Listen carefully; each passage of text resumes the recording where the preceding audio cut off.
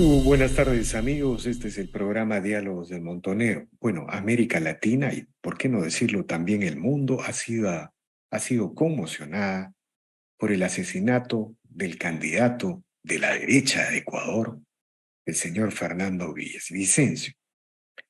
El señor Fernando Villavicencio era un candidato que, de acuerdo a los sondeos, iba a disputar la segunda vuelta con el representante del correísmo. Bueno, el señor Villavicencio, como todos sabemos, el día de ayer fue asesinado por un comando de sicarios y surgen enormes interrogantes sobre el futuro de la democracia en Ecuador y el futuro de la democracia en América Latina. Este es un método que tiene su antecedente en el asesinato del candidato Galán en Colombia, pero que no forma parte de la tradición política latinoamericana. La pregunta que surge es, ¿esta metodología ha llegado para quedarse en las democracias latinoamericanas? Bueno, lo evidente en el asesinato del señor Villavicencio es que se trata del crimen organizado y del narcotráfico. Pero también hay que señalar, sin necesidad de caer en facilismos o en maniqueísmos o en intentos de demonizar, que las corrientes de izquierda, de una u otra manera, aquí en el Perú y en América Latina, han tenido una visión contemplativa frente al narcotráfico, porque de una u otra manera han identificado a los campesinos que cultivan la hoja de coca como una fuerza social que hay que incorporar al bloque revolucionario. Y por otro lado, se han opuesto abierta y frontalmente ante la intervención estadounidense para erradicar cultivos, para desarrollar procesos de interdicción, y se oponen a la colaboración internacional para sustituir cultivos. Ahí está el señor Evo Morales con sus abiertas oposiciones a la intervención de la DEA. Todo esto genera enormes preguntas, porque es evidente que el narcotráfico está presente en Colombia, está presente en Ecuador, está presente en Perú. ¿Cómo esto puede impactar al sistema político peruano? Es una pregunta crucial que tenemos que formularnos, ¿no? Y bueno, para reflexionar sobre estos temas, el día de hoy hemos convocado al señor Ernesto Álvarez Miranda. Él es decano de la Facultad de Derecho Facultad de Derecho y Ciencias Políticas de la Universidad San Martín de Porras, expresidente del Tribunal Constitucional, quien ha tenido la gentileza de aceptar esta conversación. Buenas tardes, señor Álvarez, gracias por la conversación. Buenas tardes, don Víctor, ¿cómo está? Encantado por su invitación. Bueno, mi primera pregunta sería, ¿el crimen organizado se ha pronunciado en un proceso electoral en Ecuador? El señor Villavicencio estaba confrontando abiertamente con el crimen organizado, con el narcotráfico. Incluso hay un video en que él los emplaza frontalmente. Es decir, era un candidato democrático que llegaba para erradicar el crimen organizado y el narcotráfico en una zona en la que se ha extendido y se ha complejizado. ¿Qué nos puede comentar al respecto, señor Ernesto Álvarez? Yo quisiera comentar, tratando de recoger algo que considero valioso. En una crisis económica y política, moral, como la que tiene Latinoamérica, Ecuador no era extraño. Ecuador estaba también en crisis, sobre todo por el desmantelamiento del aparato estatal del correísmo, que hizo actos de mucha corrupción. Allí se distinguió Fernando Villavicencio. Fernando Villavicencio viene de las canteras del periodismo de investigación. Por tanto, es una persona que ha hecho carrera como hombre público desde la investigación y desde la denuncia de hechos de corrupción, tanto de la izquierda como de los grupos mafiosos de Ecuador. Es así como que incursiona en política siguiendo esa estela, siguiendo y haciendo lo que él más sabe, la denuncia. Es por eso que tenemos el video de Correa en muchas cuentas de Twitter amenazando a Fernando Villavicencio. Y tenemos ahora ya el pronunciamiento de una de las bandas armadas de narcotráfico eh, publicitando el hecho de que ellos fueron los que han asesinado a Fernando Villavicencio porque ya lo habían amenazado y él no se había sometido al silencio infame y cómplice de la mayoría de los políticos latinoamericanos. Ahora, ¿usted cree que este hecho que ha sucedido en Ecuador es una novedad en la crisis del sistema político en América Latina? En América Latina estamos en una guerra ideológica frontal, ¿no es cierto?, con los proyectos del eje bolivariano, ¿no?, que proponen esta idea de las asambleas constituyentes, pero sin necesidad de caer en la demonización que a veces cae la izquierda. Hay que señalar que los partidos vinculados al eje bolivariano tienen una posición contemplativa contra el narcotráfico, como lo planteé en la introducción, ¿no? La pregunta Exactamente. es, ¿ha Sí, llegado para quedarse este método o cree usted que es... yo creo que sí. Yo creo que sí. A ver, el problema de la izquierda, sobre todo de la izquierda extrema, de la izquierda que solamente usa la democracia con fines de acumular poder, tiene que recordar hechos de hace 30, 40 años para hablar de corrupción en la derecha. Mientras que hace 25 años se producen sucesivos hechos de corrupción que hablan de bandas organizadas con un pie en la política y otro pie en la corrupción y en el delito por parte de la izquierda. Es sabido, está documentado además, de que los países y los partidos vinculados con el Foro de Sao Paulo se financian en todo o en parte con el narcotráfico. Denuncias tanto del Partido Popular como de Vox en España hablan de que Podemos, Unidas Podemos, la extrema izquierda española, se ha financiado durante décadas con dinero de Venezuela y con dinero de Bolivia, producto del narcotráfico. Por tanto, no es casual lo que usted bien ha recordado ahora. Pero digamos, y eso tiene un correlato, sobre todo en las posiciones de Evo Morales, que se opone a la erradicación de cultivos de hoja de coca. Y no solo él. En el Perú, cuando gobierna Ollanta o cuando gobierna Castillo, lo primero que hace la extrema izquierda es tratar de colocar a sus militantes en las organizaciones del Estado vinculadas a la erradicación y al control de la hoja de coca. Y por supuesto, desde la gente de Ollanta, desde la gente de Castillo, parte de Vizcarra en el Perú, se ha demonizado la erradicación de los cultivos de coca.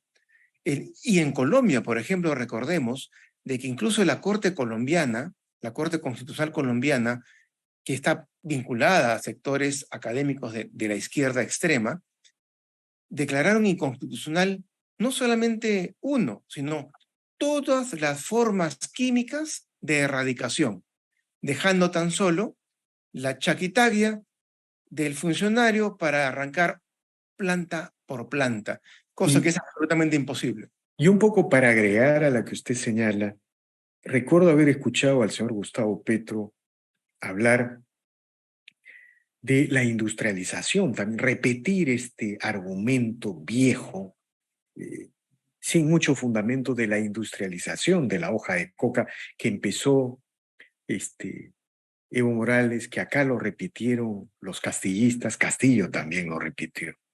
Y De aquí alguna manera, él también... el tribunal en las sentencias, que son varias hojas de coca, cuando Cusco y luego Puno plantean que no se erradique la hoja de coca, el Tribunal Constitucional, todavía liderado por Landa, saca sentencias, y yo recuerdo un voto singular mío, hablando de que no toda la hoja de coca, los cultivos de hoja de coca que no están registrados en debida, son ilegales per se, de que las personas tienen la necesidad de chacchar coca de una manera irreal, porque cuando vamos a Cusco, cuando vamos a Puno, no vemos a la gente chachando coca. Es mentira, eso es un mito. Y en la historia del Perú, en la época inca y pre-inca, no encontramos el uso masivo de hoja de coca. Y eso lo dejamos por escrito. La hoja de coca era, como bien se podría hacer las ramas de olivo en Grecia y en Roma, son ceremoniales. Los españoles, los hacendados españoles y mestizos y otros indígenas que tuvieron, como los curacas, tuvieron la idea de masificar el chacchao de coca para que los pobres trabajadores no sufran hambre y trabajen aún en formas inhumanas de desnutrición. Eso es virreinal, no es... Ahora, pero todo ese mito ha sido alimentado en toda América Latina, que vive de los mitos. claro, y digamos, estas narrativas sobre la hoja de coca, considerando que Colombia es el primer productor mundial de narcotráfico, es el primer país productor de narcotráfico, el segundo es Perú. Ecuador se está convirtiendo en un gran corredor, Bolivia se está convirtiendo en un gran corredor. Entonces, la tesis o la hipótesis acerca de que el crimen organizado ha implementado un nuevo método para participar en el proceso político, en la conducción de los estados en la región, no es descabellada. El asesinato del señor Villavicencio puede ser el inicio de un nuevo movimiento, de un nuevo tipo de movimiento en la región. Es un acto importante político con repercusiones judiciales. El problema es de que en nuestro país no hay ningún periodista de investigación que haya hecho carrera pública y hoy en día tenga gravitación política a nivel electoral. Fernando Villavicencio sí. Le advirtieron su forma de hacer política, que dicho sea de paso, es una fórmula interesante también en el Perú, fue la denuncia, pero la denuncia documentada. En el Perú, curiosamente, somos los más grandes productores de oro ilegal, de oro clandestino de América, y sin embargo no hay ningún artículo, ninguna investigación, lo que significa que en nuestro país la clase política está de espaldas a estos hechos de narcotráfico, oro ilegal, minería ilegal, madera ilegal, y por eso es que no abundan los asesinatos de candidatos. El tema es muy claro, el mensaje es muy claro. Haz tu política como tú quieras, pero no te metas con las grandes mafias que imperan y financian grandes sectores de la política. Ahora, en el Perú, digamos, el gobierno del señor Lasso no ha podido desmontar el aparato correísta del Estado, ¿no es cierto? Sobre todo porque en la base del Estado no pueden moverlo por unas leyes. Aquí servir en algunos casos ha copiado un sistema de normas que ayudan a sectores vizcarristas a mantenerse en la base del Estado, ¿no? Pero, digamos, el gobierno de Lasso no pudo modificar eso. Sin embargo, en el Perú, uno puede decir, nos estamos salvando de estas tendencias destructivas, ¿no? ¿No? Uno ve a la policía focalizada en el Tren de Aragua. El Tren de Aragua por sí solo no es una amenaza, es una amenaza a la sociedad, pero no es una amenaza a la seguridad nacional por sí sola. Cuando el Tren de Aragua en 6 regiones controlando corredores se empata con el narcotráfico, se convierte en un tema de seguridad nacional. Entonces uno ve a la policía focalizada en el Tren de Aragua. Si yo le preguntara, ¿Qué debe hacer el Perú? Porque la otra cosa que quiero plantearle sobre los partidos políticos, ¿no? ¿Qué debe hacer el Perú para enfrentar esto? Quizás convertir a la Policía Nacional en la mejor de América Latina. Podría ser una gran apuesta. Yo creo que aún no. Para enfrentar al narcotráfico, para enfrentar a las mafias organizadas, que no solamente está en el Brain, ni son solamente peruanos, ni son solamente venezolanos, hay incluso iraníes y hay gente de otras nacionalidades asiáticas que tienen bolsones. Para enfrentar todo esto es necesario que la política esté estable y ordenada. Y ahí viene el tema de los partidos políticos, porque la gente cree que una persona, porque la gente quiere votar por un líder, el militar, Pero, señor Álvarez, ¿usted no cree que la policía necesita ser repotenciada? Hemos visto esta discusión, este intento de puesto, gobierno. O sea, pero sin mientras haya una policía. claro, pero mientras haya una izquierda poderosa y que consigue un tercio o más de los votos de los ciudadanos, no puede haber una policía fuerte. Porque desde el Estados Unidos, los demócratas, hasta los socialistas franceses, todos lo primero que hacen es debilitar a la policía, debilitar la acción policial y delegitimar la represión legítima del Estado a través de la policía. Porque lo que quiere es subvertir el orden. O sea, si la izquierda quiere subvertir el orden, jamás va a poder ser un aliado del orden. No, pero digamos, pero eso debería ser un gran objetivo nacional, ¿no? Sí, Eh, pero necesitamos por eso necesitamos un sistema bipartidista imperfecto, con un gran partido de centro derecha y un gran partido de centro izquierda responsable. Habrán otros partidos pequeños, pero si establecemos un bipartidismo en el cual solamente dos partidos puedan gobernar, como es en todos los partidos, en todos los países desarrollados, en Estados Unidos, en España, en Alemania, en Inglaterra, solo dos partidos pueden gobernar. Podrán haber muchos otros, pero hay dos grandes grupos de técnicos, de profesionales, de expertos que se organizan en torno a las cúpulas de dos partidos, que son los únicos que pueden gobernar. Esos dos partidos establecen acuerdos fundamentales. Y un acuerdo fundamental en ese momento recién sería una policía sumamente fuerte, provista no solo de armas de fuego, sino esencialmente de armas no letales que puedan imponer la ley del Estado en todo el territorio del país. Un poder judicial ágil que no demore 10 años o 6 u 8 para una investigación, sino que simplemente no puedan pasar más de 6 meses para que coloque al delincuente ante el juez. Y eso estamos observando que es imposible con la legislación penal sumamente garantista que hay en el Perú. Ahora, sumamente garantista, dice usted, la legislación penal.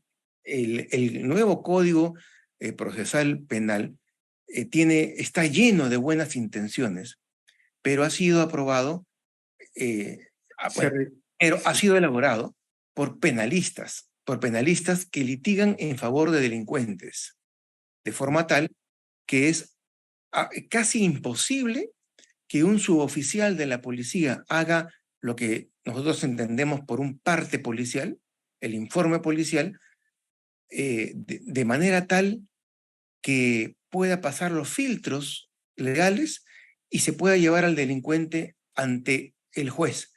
de acuerdo. Normalmente los jueces penales están eliminando el 40% de los informes policiales que son firmados por el fiscal de turno, un fiscal que pasa por las comisarías firmando uno y otro informe, muchas veces sin leerlo, porque el código dice que la investigación la tiene que realizar el fiscal, pero a su vez el Ministerio Público ha sido privado de los recursos económicos que tenía. O sea, Ujú.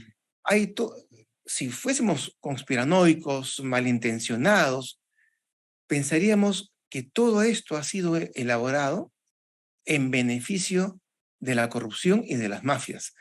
Se ha debilitado a la policía, se ha debilitado al Ministerio Público, se ha complejizado, se ha burocratizado la papelería de que tiene que hacer el policía Ahora, para llevar al usted, delincuente al juez. usted ha mencionado el tema de los partidos y construir un sistema. ¿Qué ha pasado en el Perú, señor Ernesto Álvarez? Los partidos Digamos, políticos son los eh, enemigos de los demagogos. claro, pero digamos, vamos de mal en peor. Sí, O claro. sea, el referendo de Vizcarra, el cierre del Congreso, y cada vez la representación es peor. Sí, Es pero decir, pero hay motivos. O sea, todo pero esto, ¿cuáles son las bases de ese deterioro? Bueno, a primera vista uno dice, no hay reelección, los parlamentarios con experiencia no van, no hay Senado. Usted ha señalado el tema de la historia del Senado con Osterling, sobre todo, ¿no? Pero también se ha fomentado el transfugismo en el claro, Tribunal Constitucional anterior, en el sector progresista, y bueno, ahora Perú Libre se ha transformado, creo, en 6 bancadas. Todo está de mal en peor en la representación. Y nada indica que un adelanto de elecciones va a cambiar las cosas, al contrario, no, sería peor. Es que todo sería, parece que va hacia abajo. por supuesto, pero eso es intencional. O sea, que no se crea que es fruto de los errores de los reformadores políticos anteriores o es fruto de la casualidad o de la mala suerte. No, todo esto ha sido planificado, ha sido programado por sucesivos gobiernos desde incluso la época de Alberto Fujimori, porque la Constitución del 79, por ejemplo, lo que prohibía era las incompatibilidades de un director, de un accionista, de un gerente, eh, postulando en una lista parlamentaria para ser parlamentario, mientras se tuviese contratos y muchas inversiones, proyectos con el Estado. Esa era incompatibilidad. Pero no hablaba de dedicación exclusiva, como sí lo hace la Constitución, elaborada en un momento de la historia peruana donde era aparentemente necesario concentrar el poder. El terrorismo exacerbado y una hiperinflación. En ese momento de concentración del poder, quienes elaboran la Constitución hablan de que la actividad congresal es de tiempo completo y que no se puede ejercer profesión alguna ni ocupación alguna en las horas de funcionamiento del Congreso. ¿Cuándo el Congreso no funciona? Si citan desde las 9 de la mañana y se quedan hasta bien entrada la noche.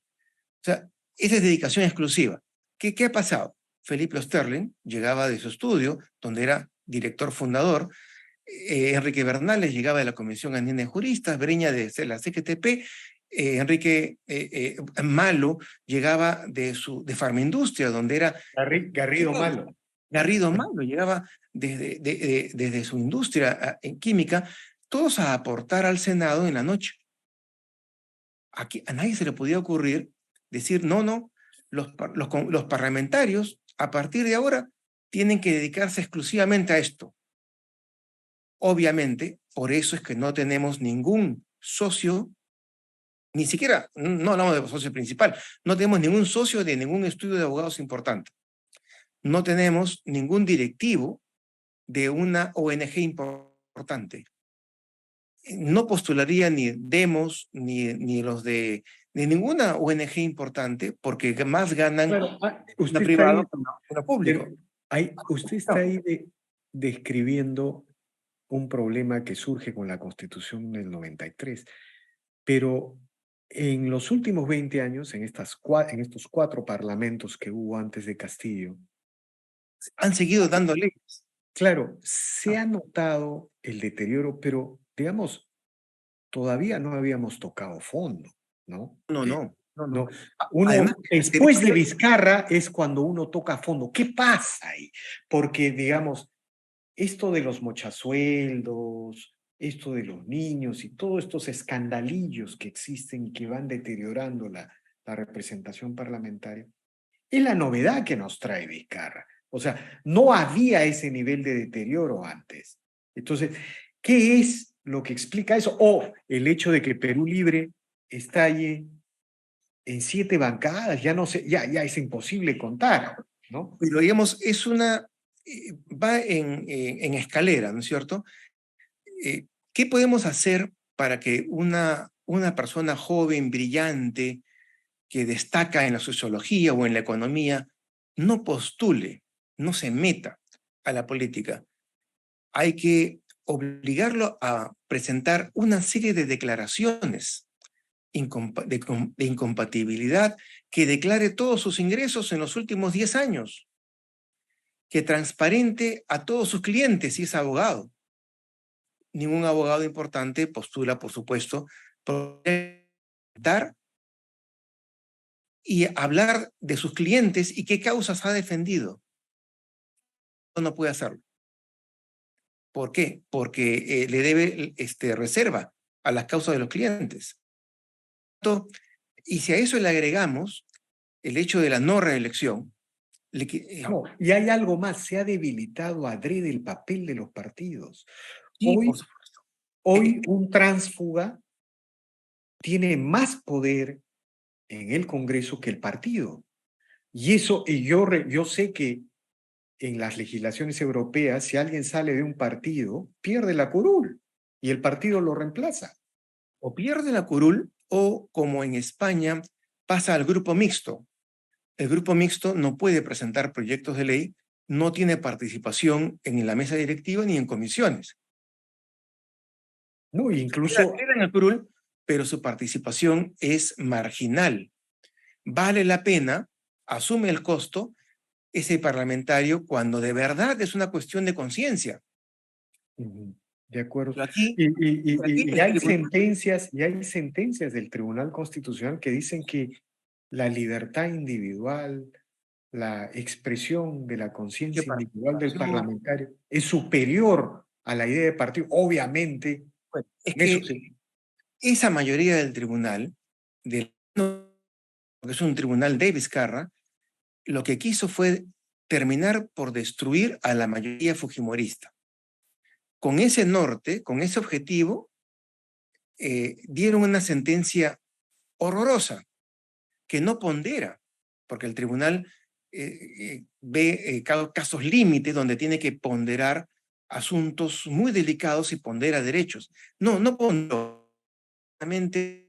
Y el parlamentario, las veces quiera, si le ofrecen un evento en la mesa directiva, inmediatamente puede escapar de su bancada, de la cual fue elegido, e irse al otro lado del espectro político para De acuerdo, aprovechar la ventaja, el privilegio, la dádiva que le han ofrecido. de acuerdo. Eso fue para tumbar al fujimorismo, pero hoy en día eso se ha quedado. Bueno, Y los resultados lo estamos viendo, ¿no? El nivel de fragmentación, de balcanización, en fin.